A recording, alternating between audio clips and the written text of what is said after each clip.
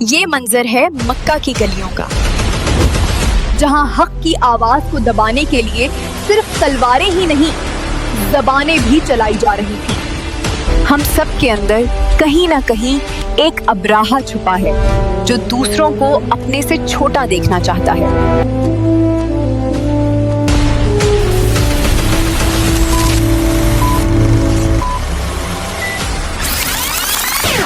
A warm welcome to all of you on today's session. I am Lanikins and today's topic is Surat Humazah. بہت سے مفسرین کا یہ کہنا ہے کہ یہ سورت خاص طور پہ اخنس بن شریک اور ولید بن مغیرہ جیسے لوگوں کے جواب میں نازل ہوئی۔ میرے پاس تو اتنا خزانہ ہے، مجھے جھکنے کی کوئی ضرورت نہیں۔ یہی وہ تکبر تھا جس نے انسان کو اندھا کر دیا۔ محمد کا پیغام مکہ کے غریبوں کی ڈھال بن رہا تھا،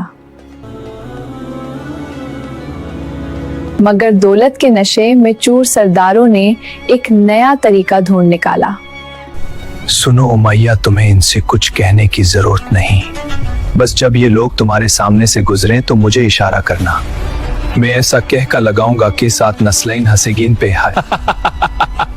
کسی کو تلوار سے مارنا الفاظ سے مارنے سے کہیں آسان ہے۔ کسی کے پیٹ پیچھے برائی کرنا، کسی کے سامنے اس کا مذاق اڑانا، اور دولت کے نشے میں چور ہو کر یہ سمجھنا کہ اب اسی کوئی مٹانے والا نہیں۔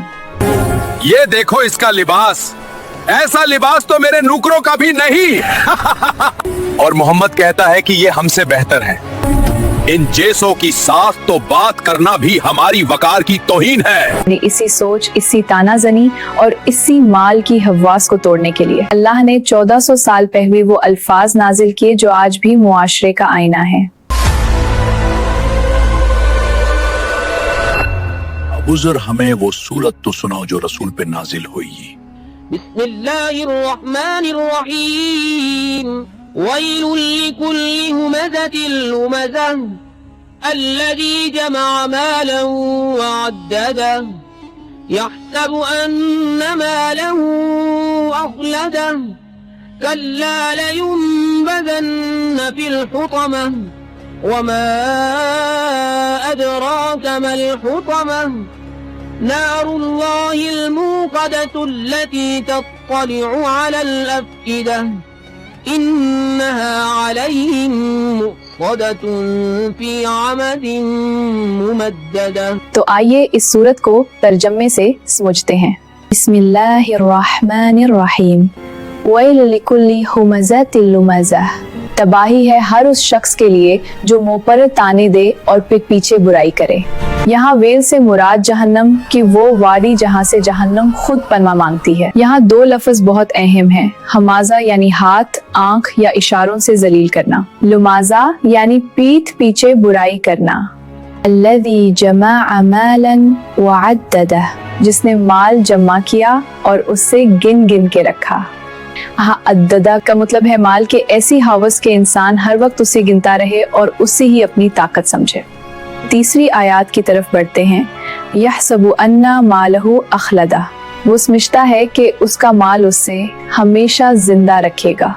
کتنا بڑا وہم ہے یہ۔ 4th ورس میں اللہ فرماتے ہیں کلا لینبذن فی الحطمہ، ہرگز نہیں اس سے تو حطامہ میں پھینک دیا جائے گا۔ اس کے بعد اللہ فرماتے ہیں وما ادراک ما الحطمہ نار اللہ الموقدہ، اور تم کیا جانو حطامہ کیا ہے، یہ ہڈیوں کو سورما بنا دینے والی آگ ہے۔ التي تطلع على الافئدہ انها علیہم مؤصدہ فی عمد ممددہ، جو دلوں کو جا پہنچے گی، بے شک یہ آگ ان پہ بند کر دی جائے گی لمبے لمبے ستونوں میں۔ دنیا کی آگ کھال جلاتی ہے مگر اللہ کی یہ آگ سیدھا دلوں کو جائے گی، کیونکہ تکبر دل میں تھا، دوسروں کے لیے نفرت دل میں تھی، تو سزا بھی دل سے شروع ہوگی۔ ہماری نبی نے اس گناہ کے سنگینی کو بار بار واضح کیا۔ نبی کریم نے فرمایا، جب مجھے معراج کرائی گئی تو میرا گزر ایسے لوگوں پر ہوا جن کے ناخن تانبے کے تھے اور وہ اپنے چہروں اور سینوں کو نوچ رہے تھے۔ میں نے پوچھا جبرائیل یہ کون ہے؟ انہوں نے کہا یہ وہ لوگ ہیں جو لوگوں کا گوشت کھاتے تھے، یعنی غیبت کرتے تھے۔ अब आप सोच रहे होंगे ये तो मक्का के काफिरों के लिए थी, हमारा इससे क्या ताल्लुक। आज हम डिजिटल तरीके से सोशल प्लेटफॉर्म्स पे भी दूसरों का मजाक उड़ाते हैं, यही हम मजा है। डार्क ह्यूमर का लिबादा उड़ाकर लोगों को उनकी महरूमी का एहसास दिलाते हैं और फिर कहते हैं ये तो सिर्फ मजाक ही था। महंगे फोन्स ब्रांड्स दिखा के लोगों को नीचा दिखाते हैं क्योंकि वो आज अफोर्ड नहीं कर सकते। हम समझते हैं कि ये दौलत, आयश और इशरत हमेशा के लिए है, मगर ये सूरत हमें बताती है कि अगर हम ना संभालें तो हुतमा हमारा इंतजार कर सकती है। याद रखिए, आपके पास कितना पैसा है इससे अल्लाह को कोई फर्क नहीं पड़ता। फर्क उससे पड़ता है कि आपकी जबान से किसको कितनी तकलीफ हुई। खुदा की बरगाह में हर आंसू का जवाब देना होगा, तब क्या करेंगे आप।